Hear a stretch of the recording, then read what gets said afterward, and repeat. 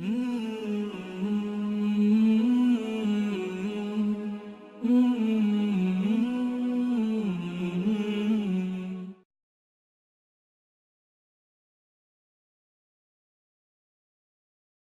اللہ الحمد للہ والصلاة والسلام علی رسول اللہ قال اللہ تبارک و تعالی فی القرآن المجید اعوذ باللہ من الشیطان الرجیم بسم اللہ الرحمن الرحیم ولا تجعل یدک مغلولۃ الی عنقک ولا تبسطها کل البسط فتقعد ملوما محسورا۔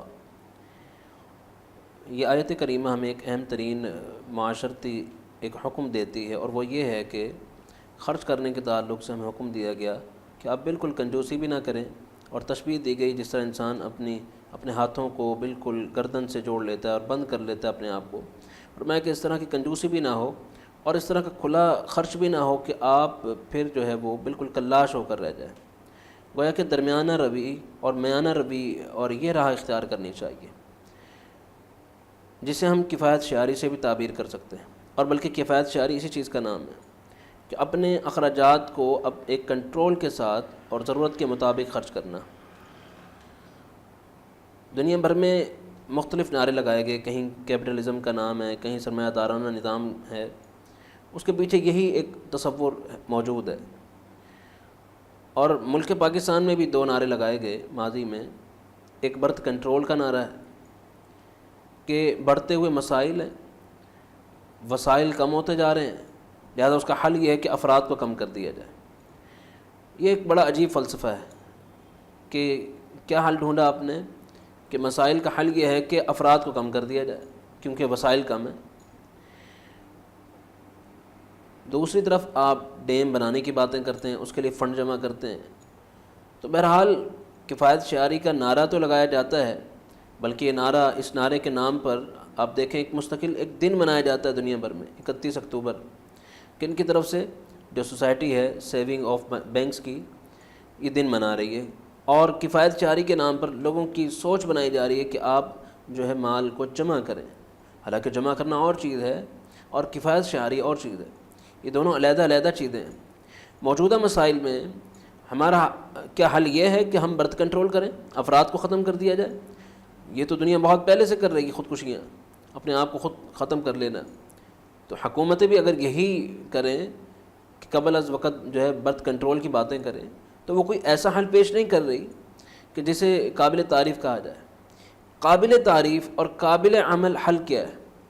وہ حل ہم سیدنا یوسف علیہ السلام کے تعبیر کی روشنی میں دیکھتے ہیں۔ انہوں نے ایک خواب کی تعبیر کی کہ ان کے دور میں بادشاہ نے خواب دیکھا کہ 7 گائیں ہیں موٹی تازی، اور ان کو 7 دبلی پتلی جو گائیں ہیں وہ کھا رہی ہیں، اور 7 تر و تازہ سبز بالیاں ہیں اور 7 خشک ہیں۔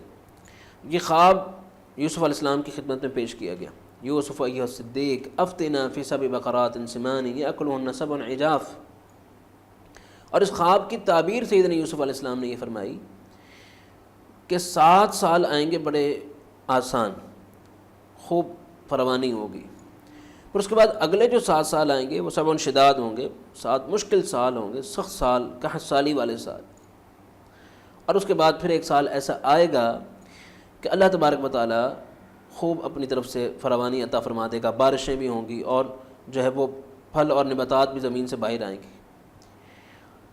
اب حل بھی بتلایا سیدنا یوسف علیہ السلام نے تعبیر کے بعد۔ حل کیا ہے؟ حل یہ ہے کہ اپنی ضروریات کو کم کر لو، اپنے اخراجات کو سمیٹ لو، کفایت شعاری کر لو۔ جو 7 سال کماؤ گے اور جو غلہ تمہیں ملے گا، نباتات جو باہر نکلیں گی، اس کو اس طرح سے سمیٹ کر رکھ لو کہ اگلے 7 سال تمہارے کام آئے، اور اسی طرح سے رکھا گیا، اگلے 7 سال آسان ہو گئے۔ بس اسی تعبیر کی روشنی میں ہمیں اپنی آج پالیسی بنانے کی ضرورت ہے، ملکی پالیسی، ایسی پالیسی کہ وہ کفایت شعاری پر مبنی ہو۔ کیسے آج ہم کفایت شعاری کا نعرہ لگا سکتے ہیں جس ملک کی صرف انتخاب پر جو ہے وہ 21 ارب خرچ ہو جائیں؟ کیسے کفایت شعاری کی ہم باتیں کر سکتے ہیں جب ملک کا وزیر اعظم یا کوئی بھی وزیر الیکشن میں انتخابی مہم پر وہ 98 لاکھ بلکہ کروڑ سے متجاوز رقم صرف اپنی جو ہے وہ انتخابی مہم پر خرچ کر دے؟ کیسے ہم کفایت شعاری کی بات کر سکتے ہیں کہ جس ملک میں جو ہے وہ ہر بار جو ہے وہ شرح سود کی باتیں ہوں، اس میں اضافے کی باتیں ہو رہی ہوں، اور ایک طرف حال یہ ہو کہ گلوبل نیوٹریشن رپورٹ کے مطابق 2017 کے مطابق پاکستانی 6% بچے موٹاپے اور دیگر بیماریوں کا شکار ہیں. اور اس کی وجہ کیا ہے؟ وجہ ہے ہماری جنک فوڈ.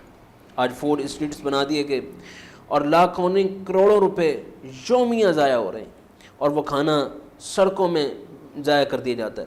کس ملک میں؟ جس ملک کی 70% آبادی وہ متوازن غذا نہیں کھا سکتی. پنجاب کے 60% اور بلوچستان کے 88% افراد متوازن غذا سے محروم ہیں. اس ملک میں 6% بچوں کی بیماریوں کی وجہ یہی فوڈ کا ضیاع ہے. اور کتنا ضیاع ہوتا ہے، اربوں روپے کا یہ ضیاع ہے. اور بات ہے کفایت شعاری کی، تو آج ہم برتھ کنٹرول کا تو فیصلہ کرتے ہیں، جو کرنے والا کام ہے کفایت شعاری کا، جو سیدنا یوسف علیہ السلام کی اس تعبیر سے ہمیں ملتا ہے. بلکہ سیدنا یوسف علیہ السلام کی تعبیر تو کیا، خود اللہ کے رسول علیہ السلام کی سیرت اور آپ کی تعلیمات سے ہمیں یہ چیزیں ملتی ہیں.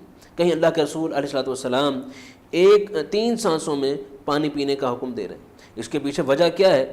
آج بحث کرنے والے، گفتگو کرنے والے گفتگو کرتے ہیں کہ جب انسان 3 سانسوں میں پانی پیتا ہے تو پیاس بھی بجھ جاتی ہے اور پانی بھی کم پیا جاتا ہے.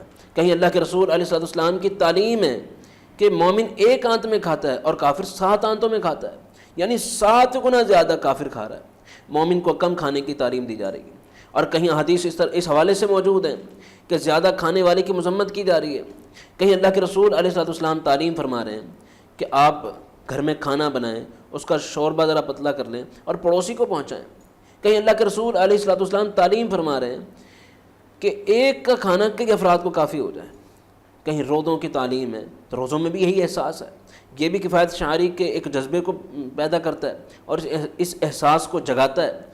تو خلاصہ گفتگو یہ ہے کہ ہمیں ان تعلیمات کی روشنی میں اپنا جائزہ لینا چاہیے کہ ہم کس طرح سے جو ہے وہ ملک کا نقصان کر رہے ہیں اور ہمیں کیا کرنا چاہیے.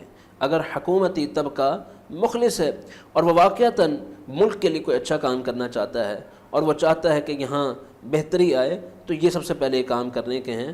برتھ کنٹرول مسائل کا حل نہیں ہے، بلکہ مسائل کا حل ہے کہ کفایت شعاری کی جائے اور وہ اوپر سے شروع ہو اور پھر پورے معاشرے میں اس کا شعور دلایا جائے. یہ فہم پیدا کیا جائے کہ اگر ہم اسی طرح سے اپنے اخراجات میں یوں ہی بے دریغ خرچ کرتے چلے جائیں گے تو کس طرح کے نقصان سامنے آئیں گے. اور اگر ہم نے اس میں کنٹرول کیا، ضرورت کے مطابق خرچ کیا، باقی جمع پونجی نہ کی، باقی اپنے غریب ساتھیوں کا احساس کرتے ہوئے ان پر خرچ کیا، تو یقیناً اس ملک سے غربت ختم ہو جائے گی، اس ملک کے مسائل حل ہونا شروع ہو جائیں گے اور یقیناً وسائل میں اضافہ ہوگا. جو آج ملک سودی قرضے لے رہا ہے پھر اس قابل ہو جائے گا کہ دوسروں کو دینے کی پوزیشن میں آ جائے. اللہ تعالیٰ سمجھ کی توفیق عطا فرمائے. سبحانک اللہم و بحمدک، اشہد ان لا الہ الا انت، استغفرک و اتوب الیک.